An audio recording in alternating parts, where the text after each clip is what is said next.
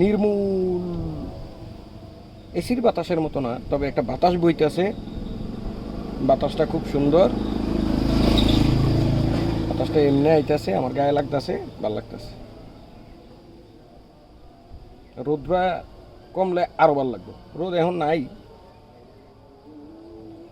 কিরে, গাছের পাতা আমি গায়ের লগে লেগে রয়েছে। ও, আমি কই কিরে, ঠান্ডা ঠান্ডা লাগে কা, আমি দেখলাম না, সব ঠিকঠাক।